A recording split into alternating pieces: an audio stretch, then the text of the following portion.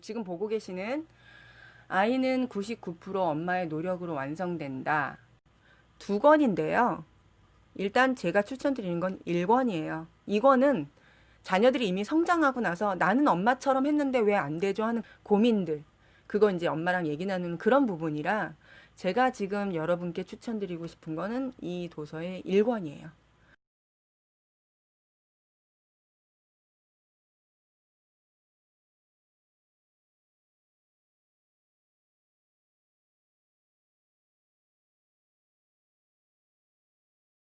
저는 뭐 출판사를 여기 홍보하러 나온 것도 그리고 장병희 교수님이 저랑 개인적으로 아는 것도 아니고요. 제가 쭈누 어렸을 때 이 책을 보고 저한테 많이 와닿았고 제 생각하고 비슷한 것도 있었고 해서 제가 갖고 있다가 여러분한테 남기는 거예요. 이 장병희 교수님이 배가 아파서 낳은 아이가 아니라 결혼한 남편의 아이인 3명의 자녀를 굉장히 훌륭하게 키워내세요. 예, 그분의 실제 있었던 얘기들, 육아하면서 있었던 얘기들인데 그 중에서 제가 기억에 남거나 전하고 싶었던 이야기를 짤막짤막하게 시간 날 때마다 해서 우리끼리 소통하는 시간을 가져보려고 해요. 한 분이라도 혹시 이 안에서 좋은 걸 가져가신다면 저는 그거로 족합니다. 실제 그 장관이신 아버지의 딸이었던 장병의 교수님이 어릴 때부터 아버지 그 교육관이 되게 아버님의 교육관이 훌륭했어요. 부자거나 또는 어떤 그 지위를 갖고 있다고 해서 네가 편하게 사는 게 아니라 너는 누구나 해야 되는 거, 네 삶의 주체자로서 일궈내야 되는 것은 스스로 해라. 용돈도 내가 이 정도를 주면 그 안에서 네가 알아서 운영해서 써라. 이런 것들을 아주 어릴 때부터 하나하나 꾸려가고 또 실수도 해보고 이렇게 하게끔 만드셨어요. 그래서 실제로 외국 유학을 갔을 때 부모님의 어떤 그 지원을 받은 게 아니라 자기가 돈을 벌고 공부도 하고 학교도 나오고 교수까지 되신 거예요. 우리가 아무리 아이를 예뻐하고 저 아이는 참 예쁜 것 같아. 난 저 아이가 되게 부러워해도 사실 내 속에 있는 건 내 새끼가 최고잖아요. 그쵸? 그런데 이분은 내 자식, 배로 아파서 낳아서 키운 자식이든 가슴으로 낳은 자식이든 이 아이들은 내 자식이다 하고 새 아이를 훌륭하게 키웠는데요.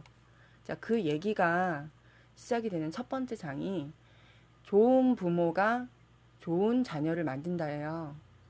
여기서 좋은 부모는 어떤 걸까요? 공부를 잘해서 좋은 대학을 나온 부모? 물론 많이 교육받고 오신 분들이 아이들한테 많이 전달할 수 있으니까 좋은 부모 맞아요. 근데 여기서 말하는 좋은 부모는 이제 계속 내용이 나오겠지만 누가 보면서 당신은 좋은 부모예요 하는 게 아니라 내가 내 아이와 소통하거나 내 아이의 마음을 들여다보거나 또는 정말 필요할 때는 무섭게 제어도 할 수 있는 지금 내가 내 아이를 흔들리지 않고 잡아주기 위해서는 최소한 어느 정도 기본 베이스, 내 생각의 기본 베이스가 깔려 있어야 된다는 거예요. 다른 사람이 어떻게 해라 한다 그래서 훅 넘어갔다가 또 어떤 사람이 이런 책을 읽혔다 그래서 거기 훅 넘어갔다가 그런데 정작 나중에 종합적으로 놓고 보면 큰 그림으로 보면 나는 그렇게 크게 잘한 게 없는 거예요, 나중에는. 왜?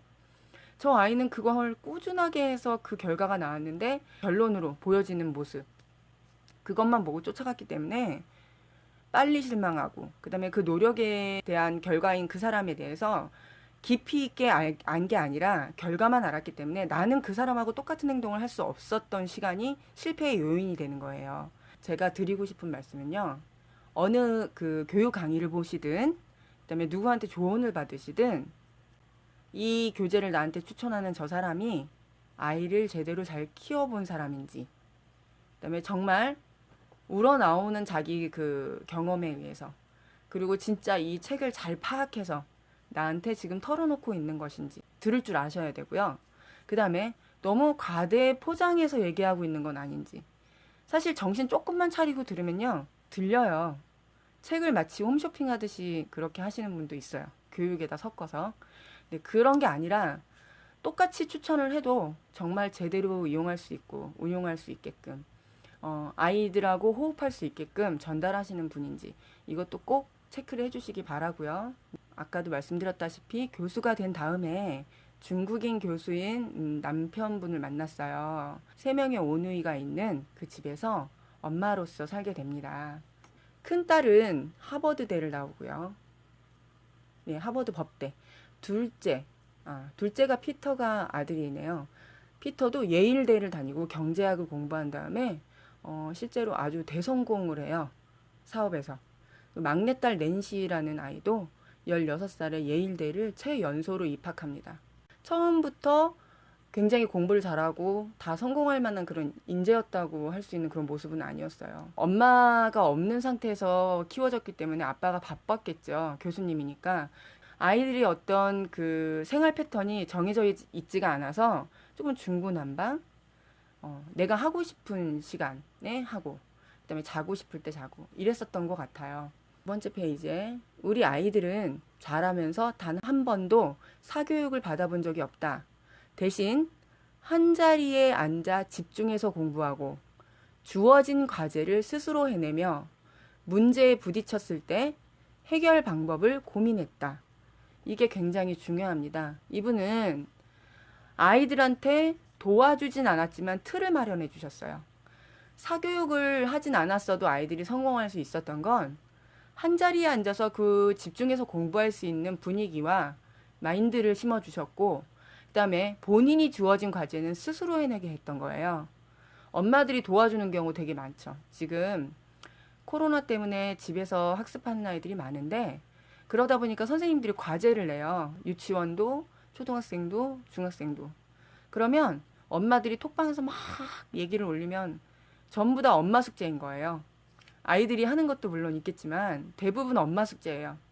이때 어떻게 하냐면 내 아이가 다른 아이보다 그 과제의 결과물이 좀 떨어지든 뛰어나든 그걸 먼저 보지 마시고요. 우리 엄마가 이 자리에 없을 때, 내 옆에 없을 때, 다른 공간에 가서 내가 어떤 한 미션을 받았을 때 엄마 없이 그것을 수행할 수 있는 능력을 키워줄 수 있느냐, 그거를 먼저 생각하셔야 돼요.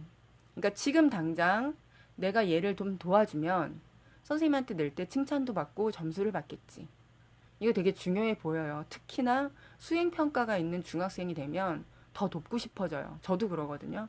근데 돕지 않는 이유는 아이가 그때 그렇게 도와주는 걸 자꾸 습관화되면은 나중에 혼자서 미션을 수행하고 또 내 과제를 끝까지 이거 나 잘 해가야 돼. 선생님하고의 약속이야. 이건 내 숙제야. 그리고 이건 나한테 주어진 책임이야. 라는 생각을 안 갖고 살게 돼요. 자꾸 의지하게 되고. 그러기 때문에 아이가 스스로 하고 지나가게 해주세요. 집에서 유아도 마찬가지예요. 미술놀이 하거나 뭐 할 때 만약에 아이한테 알려주고 싶으시면요. 아이가 직접 하고 있는 그 예를 들면 물감놀이 만들기에 뭘 하나 보태줘서 더 훌륭하게 만들지 마시고요. 아이 거는 그냥 아이가 끝까지 만들게 놔두세요. 만약에 조금이라도 보탬이 되고 싶으시면 그 옆에서 엄마는 엄마 걸 만드세요. 엄마랑 똑같이 예쁘게 안 돼요. 그러면 그건 그렇지 않아. 너가 크면 엄마보다 더 잘 만들게 돼. 엄마는 어렸을 때 너보다 더 못 만들었어. 이렇게 좀 안심시켜 주시고 아이가 그 스킬을 어떤 이론적인 부분으로 배우는 게 아니라 집중해서 하고 있는 엄마의 옆모습, 즐기는 표정, 그다음에 아이랑 같이 호흡하는 시간, 이거를 느껴서 본인 스스로 만들고 그리고 학교 과제인 경우에는 제출할 수 있게 해주셔야 돼요. 그게 된 아이들만이 창의적이고 그 기본기가 닦여진 아이가 돼요. 코로나 때문에 집에 아이들이 있으면서 좀 교육하는 그 형태가 많이 흐트러졌잖아요. 많이들 헷갈려 하고 있어요. 어떻게 얘를 더 잘 가르쳐 줘야 되나? 집에서 어떻게 내가 해야 되나? 근데 핵심은 하나예요. 아이가 나중에 밖에 나가서 그냥 우리 엄마 아빠가 없을 때 밖에 나가서 뭘 하나를 해도 열정적으로 끝까지 꾸준하게 이렇게 할 수 있는 애로 만들고 있는지를 먼저 되물어 보세요. 지금 내가 파트별로 논술, 영어, 중국어, 뭐 미술, 과학놀이 이거 다 스터디하고 있어. 기록도 하고 있어. 솔직히 저는 솔직하게 말씀드리면 그렇게 많은 스터디를 다 하시면서 아이들이 아는 건 좀 더 많아질지 몰라도 주변의 그 사물이나 창문 밖을 보면서 하늘을 보면서 느낄 수 있는 감수성이나 창의적인 부분이 좀 성장할 수 있는 시간을 좀 더 줄여가고 있다는 생각이 들어요. 굉장히 다양한 지식과 그다음에 창의적인 미술들이 다 좋아요. 과학도 좋고. 하지 마시라는 게 아니고요. 조금 조율해서 약간만 시간을 좀 더 할애를 해서 어차피 초등생 중반부 이후나 중학생 때는요. 아이들이 우리보다 더 바빠요. 아이들이 바쁘기 때문에 공부나 학원도 우리처럼 많이 안 보내는 집이 없는데도 그래도 바빠요. 아이가 밥 먹을 시간도 없이 움직여야 돼요. 근데 그 아이들이 그 많은 과제와 또는 학원과 그다음에 앞으로 시험, 내가 스스로 어떤 공부를 할 때 또는 선생님이 어떤 핵심을 말할 때 그 핵심을 파악할 수 있는 능력, 이것을 아이들이 키우려면 엄마들이 대신해주면 안 된다는 얘기예요. 엄마가 대신해주는 만큼 아이들은 뒤로 퇴보해요. 생각하는 능력이 떨어져요. 제가 그것을 일시적으로 경험했기 때문에 그래서 더 말씀드릴 수 있거든요. 지금 이 순간에도 아이가 창의적으로 자유롭게 꿈을 펼치며 살기를 바라고 있을 엄마들에게 나는 이렇게 말하고 싶다. 창의력을 키울 만한 기본기를 다져라. 기본 바탕을 제대로 갖추지 않고서는 아이에게서 그 어떤 발전도 기대할 수 없다. 황무지에서 그 어떤 곡식도 자랄 수 없듯이 말이다. 비옥하게 해준 그 책이나 교육적인 컨텐츠가 아닙니다. 아이가 스스로 할 수 있는 힘, 생각할 수 있는 여유, 어떤 쉼표 같은 거나 감성적인 거, 창의적인 거, 그리고 내가 스스로 이 공부를 왜 해야 하는지 자기 인생에 대해서 논리적으로 생각할 수 있는 능력. 이게 되게 중요한데 그것을 부모가 대신하고 있어요. 아직 어렸을 때는 그 생각이 뭐 정답이다. 아이 스스로 내린 게 다 바른 게 아니기 때문에 우리가 해줘야 된다 하지만 그래도 엄마는 이끌어주는 사람이지 교육을 계속 주입만 시키는 사람은 아니거든요. 선생님도 아니고요. 그렇기 때문에 지금부터는 스터디를 하실 때요. 정확하게 뭐를 잘했는지 칭찬하시는 거예요. 정확하게. 아, 오늘은 네가 컨디션이 안 좋은데도 끝까지 리딩을 했구나. 오늘 네가 듣기라도 하려고 나한테 이렇게 말을 했구나. 그래서 엄마가 기록 이렇게 하고 너는 또 오늘 해낸 거야. 이렇게 아이가 노력한 부분에 칭찬을 해주시고 구체적으로 그 표현을 해주세요. 그 스터디들이 계속 진행되면서 아이가 잘하니까 좀 칭찬도 받고 잘해 나가는 걸 보이니까 엄마들이 제일 많이 생기는 게 욕심이에요. 욕심이 너무 많이 생겨서 정말 나오고는 컨텐츠는 다 시키고 싶은 거예요. 프로그램은. 그래서 이것저것 다 해서 막 뭐 위클리 플랜도 짜고 막 하시는데 아이들이 정말로 그걸 다 바라고 있는지 그 순간에 내가 지금 잘하는지 모르겠다라고 생각만 할 게 아니라 밖에 뛰어나가 놀 수 없는 이런 시국에 엄마랑 진짜로 소통하고 조금 더 깔깔거리고 웃을 수 있고 좀 더 아이가 좀 마음이 편하고 행복할 수 있는 방법을 하나 모색을 하셔야 돼요. 어차피 요즘 교육은 통합이에요. 과학할 때도 거기 안에 수개념이나 일상에 대한 거, 수학을 해도 뭘 이해하려면 독해 이런 게 다 스며 있거든요. 그게 안 되면 어느 하나도 제대로 되질 않는 그런 세상이에요. 어차피 다 공부하게 되어 있는데 그걸 너무 과목화시켜서 분리해서 스터디별로 다 기록하려고 촬영하고 자꾸 보이다 보면 진심으로 엄마랑 소통하지 않는 아이가 돼요. 카메라 앞에서는 웃고 있고 리딩도 하고 있고 꽤 잘 해내요. 그런데 이 아이들에게는 그 블로거병이라고 제가 이름을 지었는데 좀 정확히 말하면 SNS병이죠. 엄마는 학습을 시키려고 사실 촬영을 하는 거지만요. 아이는 어릴 때부터 세뇌가 됩니다. 나 이거 엄마를 위해서 해야 되고 엄마가 촬영하고 올리고 나는 그래서 칭찬을 받아. 보여주기 위해서 한다고 엄마가 주입시키고 있는 거예요. 어떻게 보면요. 아니에요. 우리 애는 촬영하는 거 좋아해요. 이거 학습 다 하는 거 좋아해요. 이렇게 자신 있게 얘기하시지만 저도 그런 엄마 중에 하나였고요. 그렇지만 아이의 속마음은 또 다를 수가 있더라고요. 제가 지금 드리고 있는 이 말이 굉장히 중요하고 또 그다음에 내 문제가 될 수도 있어요. 내 아이 문제가 될 수도 있는 문제들이에요. 내 아이가 지금 카메라 앞에서 스터디 할 때마다 웃고 있지만 그게 진짜 웃음이 아닐 수 있다. 그게 진짜 웃음이려면 스터디의 종류, 시간, 그리고 내가 하는 방식 다 진짜 잘 조율하셔야 된다는 거. 적당하게. 아이가 세상을 느낄 수 있게 해주세요. 창의적인 아이를 키우겠다고 미술도 갖다 해주고 하시는데 진짜 창의적인 부분을 건드려서 아이가 진짜 막 자신 있게 그림 그릴 수 있게 낙서한 거에다가 칭찬해 주거나 기발한 좀 엉뚱한 얘기를 한 거에 막 대꾸해 주시거나 이런 건 잘 안 하시면서 카메라를 갖다 놓고 그 프로그램에 또는 내가 지금 주문해서 온 그 키트에 아이가 잘해내면 그걸 찍어서 올리고 엄마들이 칭찬하면 야, 너 이거 잘했대. 이거는 진짜 칭찬이 사실은 아니에요. 어떤 원동력은 될 수 있지만 그리고 적당히 했을 때 그게 아이들한테 나 진짜 더 잘하고 싶다. 그런 계기는 될 수 있지만 그게 지나치다 보면 아이들이 이제 블로거병, SNS병에 걸려요. 아마 지금 스터디 많이 시키시는 분들 중에 그런 아이들이 몇 명 있을 거라고 저는 확신해요. 그런 아이가 있으면 진짜 지금부터 그 안쪽에 숨겨진 마음, 아이가 엄마한테 말하지 않고 혼자 힘들어하는 마음이 분명히 있기 때문에 잘 다독거리셔야 되고요. 네, 맞습니다. 보이는 게 다가 아니에요. 진짜 아니에요. 제가 경험했어요. 준호에게도 경험을 했고요. 그 다음에 저는 좀 다행이었던 게 누가 이렇게 얘기해주지 않았지만 제가 눈치를 채고 제가 고쳤어요. 그렇기 때문에 아이랑 지금까지 큰 문제 없이 준호가 지금 중2면 사실 중2병이 되게 지독한 거 아시죠? 물론 성적도 고민이고 시험도 맨날 고민이고 사는 게 전쟁이고 여러분하고 똑같지만 그래도 나름 저는 아이가 이렇게 착하고 부모한테 이렇게 매너 있고 그다음에 친구들 생각할 때도 나쁜 것만 보지 않고 준우가 지금 반장이 됐는데 자기 역할에 대해서 최선을 다하는 그런 부분에 제가 칭찬을 하고 있어요. 성적은 아이가 반드시 하려고 노력하고 있기 때문에 계속 꾸준하게 오를 거라고 저는 믿고 있고요. 모자른 게 있으면 아이가 요청하면 귀담아 듣고 같이 그걸 계속해서 하면 된다고 생각해요. 이 책을 쓰실 때는 조금 시기가 좀 많이 지났으니까 이때 말한 정보는 아무래도 육아 지침서나 다른 사람에 대한 이야기겠죠. 우리가 요즘에 얻는 정보는 인터넷 라이브 방송이라든가 또는 어떤 교육자들이 나와서 하는 막 약간 좀 업돼 있는 우리 장병희 교수님 말씀하시는 거 들어볼게요.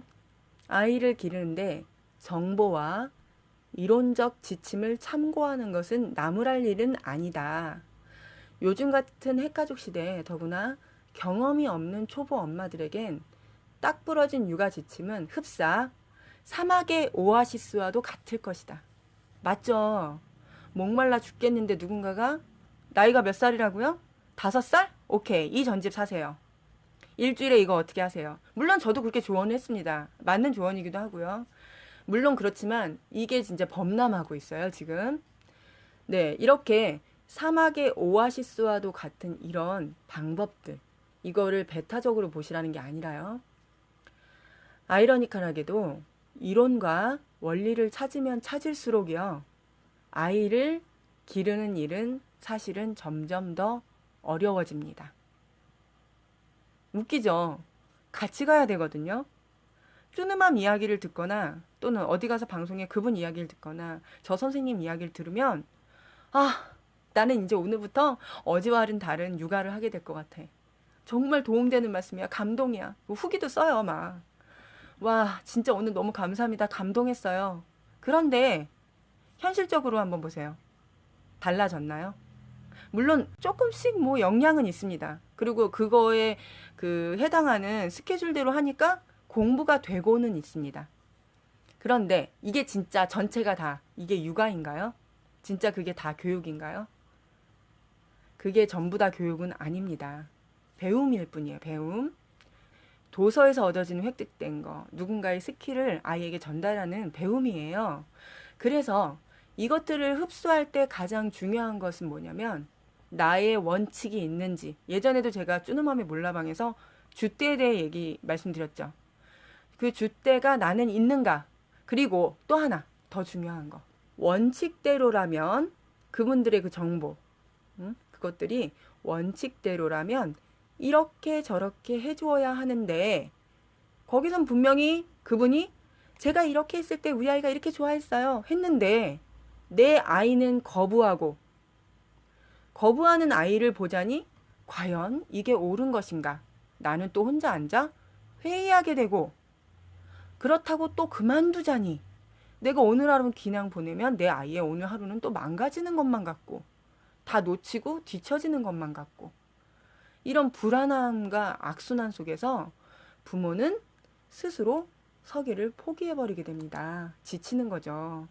장병희 교수님의 이제 아이들마다의 교육법들이 있어요.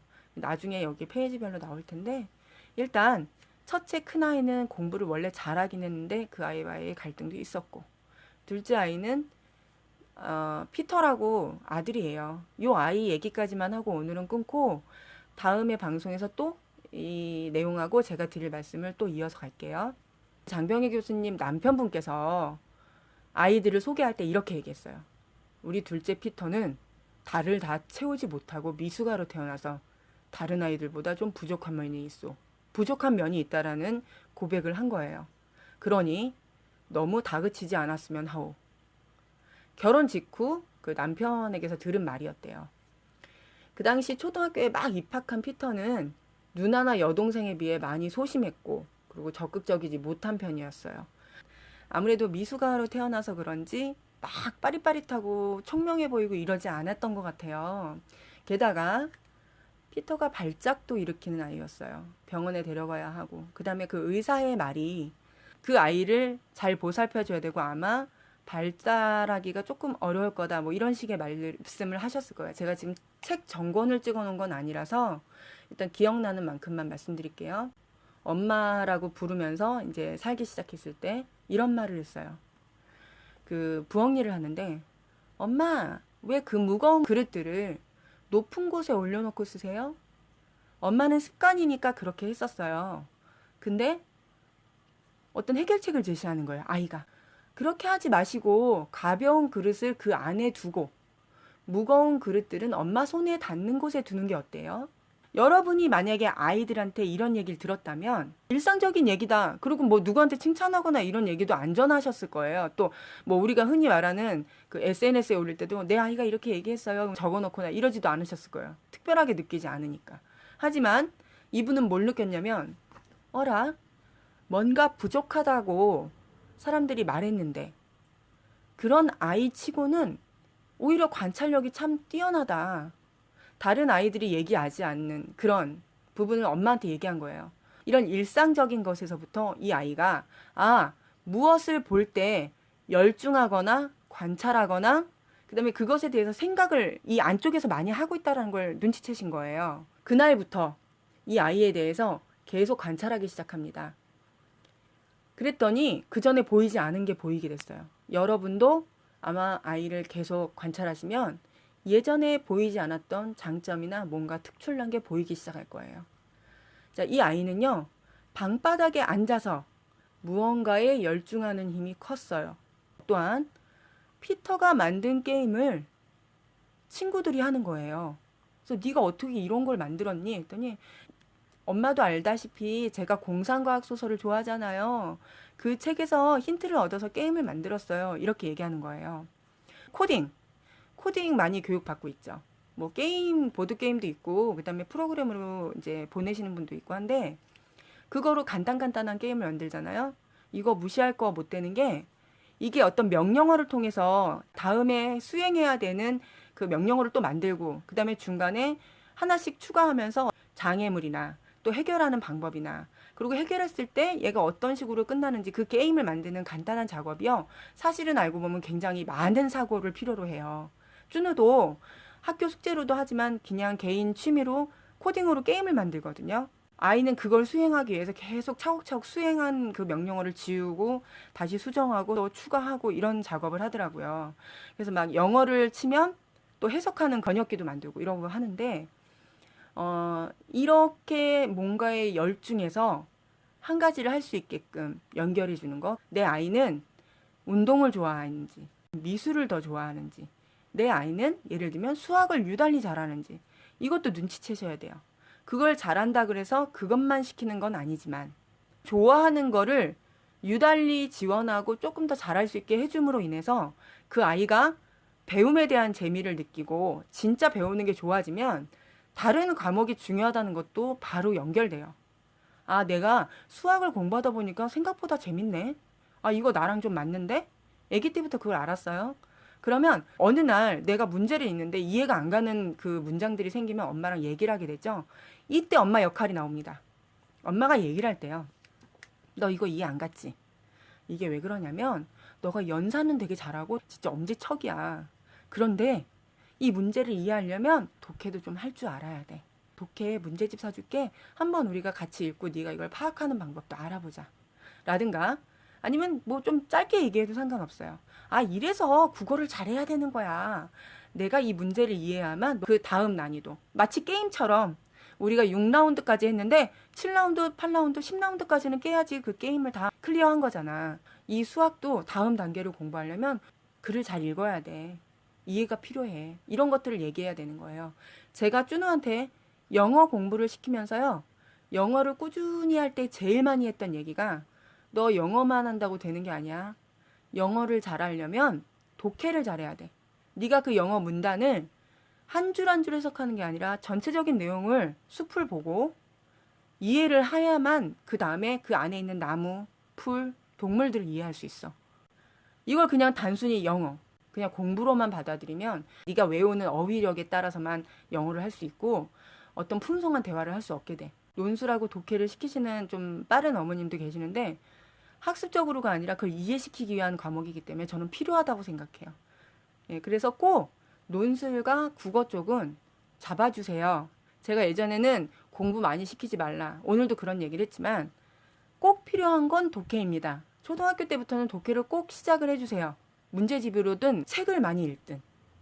만약에 문제집으로 키우고 싶지 않으신 분은 책을 정말 잘 읽히셔야 되는데 처음부터 너무 두꺼운 책으로 많이 접하게 하지 마시고 그 해당 정서 연령에 맞게 해서 조금 다양하게 아이가 좋아하는 책부터 시작해서 두루두루 만날 수 있게. 책을 많이 읽은 아이는요, 나중에 정말 달라요. 중학교 때부터는 책 읽을 시간이 진짜 거의 없어요. 제가 얘기해서 읽게끔 하거나 얘가 읽고 싶어도 시간이 안 나니까 반드시 과업이라고 생각하세요. 나는 이 아이를 초등 6년 안에 꼭 많은 책을 읽혀야겠다. 교과서에 나온 것 중에 인상 깊다고 한 책이 있으면 그거 사줄까? 선물로 사줄까? 이런 식으로 해서라도 유도를 해서 그 한 권을 제대로 읽게끔 해주세요. 그래서 짧더라도 괜찮으니까 아이가 소감을 한번 적어보게 해주세요. 독후 활동이요. 억지로 하면 사실 역효과가 날 수 있지만 엄마가 너무 과하게 무리하게 요청하지 않는다면 정말 좋아요. 초등학교 1학년 아니면 조금 전부터 일기를 시키시는데 일기를 쓸 때는 아이가 그날의 그 감정을 쓰는 거예요. 남은 거. 그다음에 쓰고 싶은 이야기를 남기는데 거기서 어법이 틀렸다고 또 뭐 받침이 틀렸다고 이거를 빨간색으로 동그라미 쳐서 X표 치고 위에다 적어주시는 엄마들이 있는데 절대 그러시면 안 됩니다. 그거. 일기장은 그냥 일기장이에요. 좀 틀려도 괜찮아요. 그 틀린 글자는요. 책을 많이 보면 자동으로 또 알게 돼도 되지만 일기를 보는 시간 말고 다른 시간에 다시 접하게 해주세요. 또 일기에 대해서 칭찬을 해야 되는데 여동생이 좀 자주 저희 아이를 데리고 다녔거든요. 그 열차를 타고 가면 뒤에 막 강아지가 쫓아온대요. 그런 것들도 너무 인상 깊고 사진처럼 찍힌 거예요. 그걸 일기장에 썼는데 강아지 뛰어오는 모습, 자기 열차에 있는 거, 그 다음에 글자를 신났다는 그 글자를 바람처럼 이렇게 그 물결무늬처럼 글자를 썼더라고요.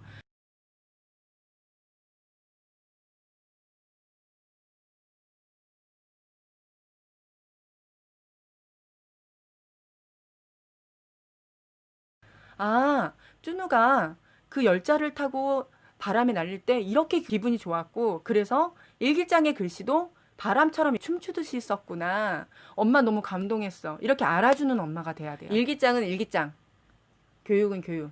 따로 분리해 주시고요. 그다음에 책 읽는 시간도 마찬가지예요. 거기 푹 빠져 읽을 수 있게 여유를 주시고, 그다음에 처음에는 좀 한두 줄로 적었더라도 그 독후감을 적게끔 해주세요.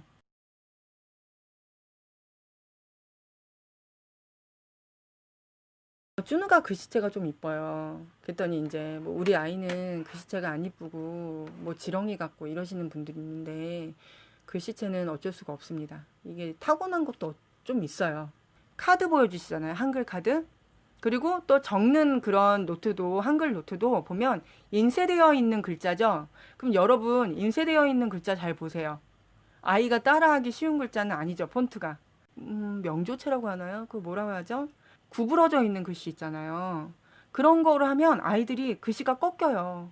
일부러 그렇게 초등학교 저학년 때 선생님들이 시키시긴 하지만 우리가 일반적으로 쓰는 그런 정돈된 글씨체가 아니라 인쇄체잖아요. 지금 여기 그 책 보고 있는 요런 글씨체. 예, 궁서체. 예, 궁서체도 맞고. 가끔은요, 따라하는 글씨체는 엄마가 먼저 한글을 써주세요. 우리 집안 가족들의 이름. 그다음에 하다못해 숫자도 마찬가지입니다. 생일. 그리고 할머니, 할아버지. 가족들에 대한 이름을요, 안 알려주셔서요. 의외로 학교 가면 할머니 조남, 부모님 성함을 모르는 아이들이 있대요. 엄마, 아빠, 할머니, 삼촌, 이모.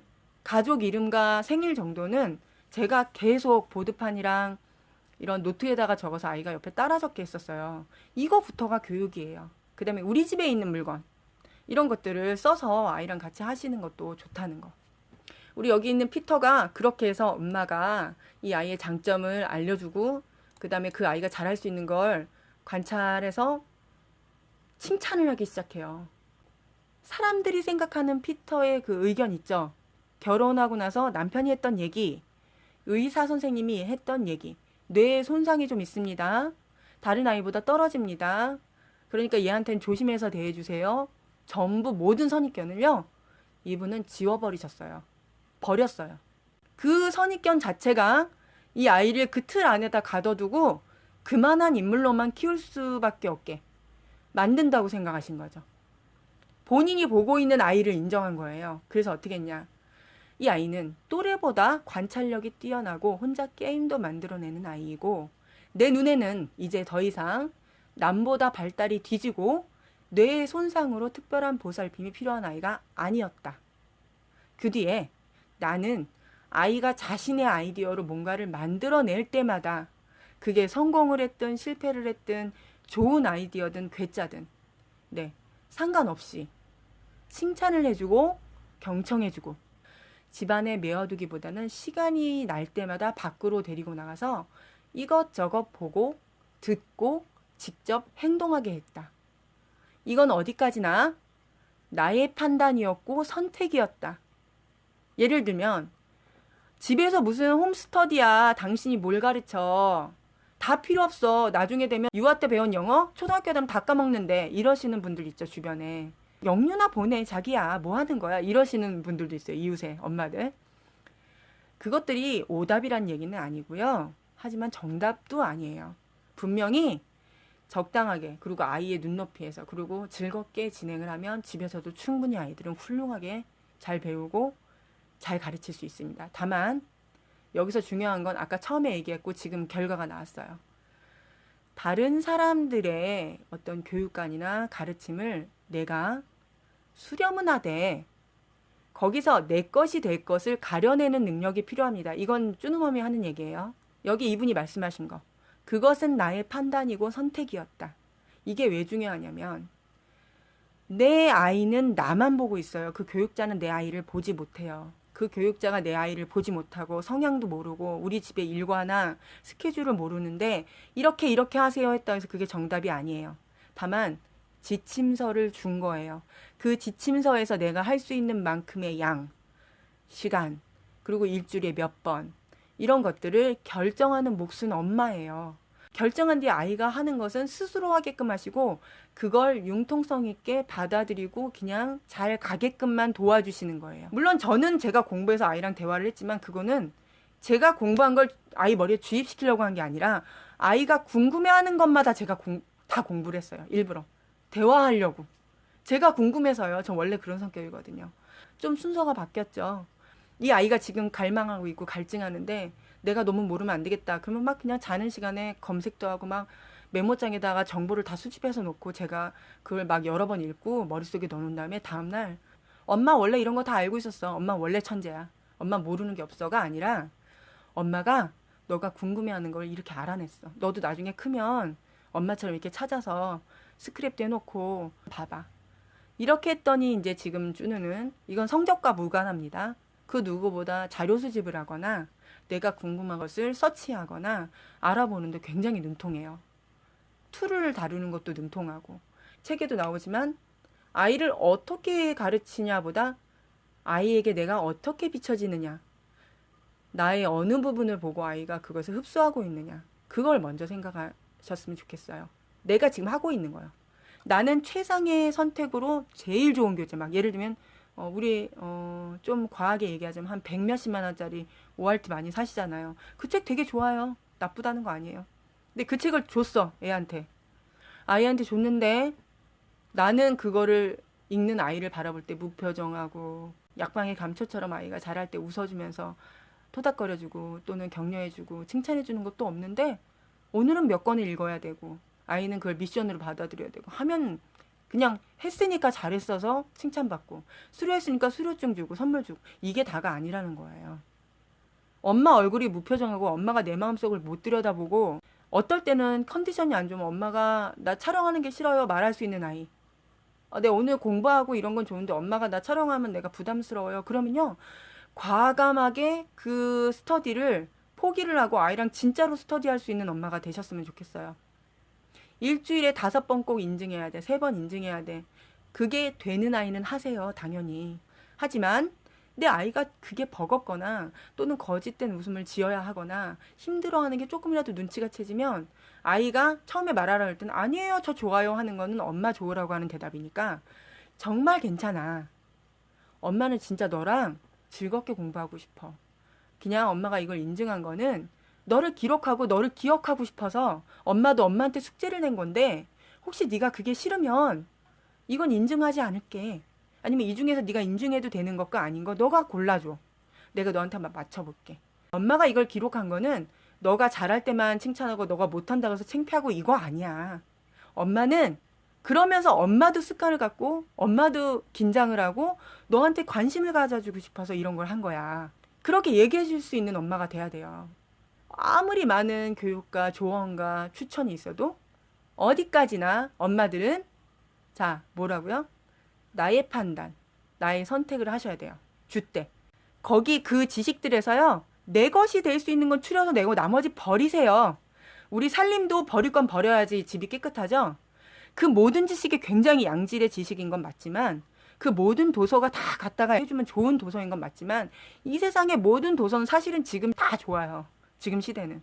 그거 다 사실 거 아니잖아요. 그렇다고 해서 여기서 또 교재 많이 사신 분을 제가 지탄한 그건 아닙니다. 많은 기회가 있을수록 많이 보는 거니까 능력이 돼서 사주신 것 같고 뭐라고 하는 게 아니에요. 아이한테 어떻게 하느냐를 얘기하는 거예요. 어떻게 하느냐. 꼭 그걸 오늘부터 생각해 주세요. 오늘의 제 핵심 포인트는요. 피터라는 아이를 통해서 제가 여러분한테 말씀드린 스터디에 관한 얘기예요. 또 그리고 소통. 내 아이에게 관심을 가지시고요. 수많은 그 교육적인 지침, 그리고 남의 교육관, 다국어를 가르친 어떤 성공한 엄마들의 이야기는 들으시지만 그분이 아이의 장점만 얘기하기보다는 아이가 실패했던 거, 내가 실패했던 것도 같이 섞어서 얘기하고 계신지, 진짜 우리가 듣고자 하는 얘기들을 다 해주고 계신지, 그냥 성공했다고 그것만 말하시는 건지, 그것도 좀 가려서 들으셔야 되고요. 너무 오버하시는 분 피하시고요.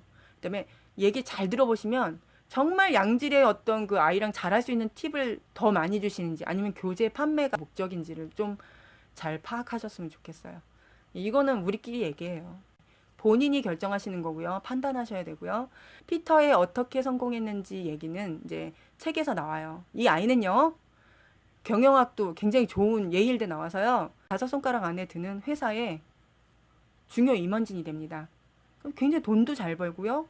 밝고 자기가 좋아하는 일을 하고 그러면서 잘 살고 있어요. 우리 아이들 이렇게 키워야 되잖아요. 그쵸? 우리 아이를 피터처럼 키우자고요. 남녀 그런 거 따지지 말고 피터 같은 아이를 키우자고요. 그럼 우리가 어떤 사람이 돼야죠? 장병희 교수 같은 사람. 네. 그분도 물론 고민도 있고 실수도 하셨겠죠. 하지만 일단 오늘의 핵심은 그거라는 거예요. 어떤 걸 들으셨고 어떤 스터디를 하시든 간에 꼭 내 판단, 내가 보고 있는 남이 보지 못하는 내 아이를 내가 알아서 보고 판단하고 조금 더 범위를 넓히세요. 내가 지금 이만큼 보고 있는 아이의 딱 요만한 사이즈가 내 아이다라고 생각하는 것은 엄마의 착각이다. 더 넓을 수 있고 내가 아직 발견하지 못한 장점이 이 아이의 미래를 결정지을 수 있다라고 생각하세요. 마지막은 지금은 아줌마다운 외모가 된 저지만 옛날 사진으로 네, 인사 좀 드릴게요.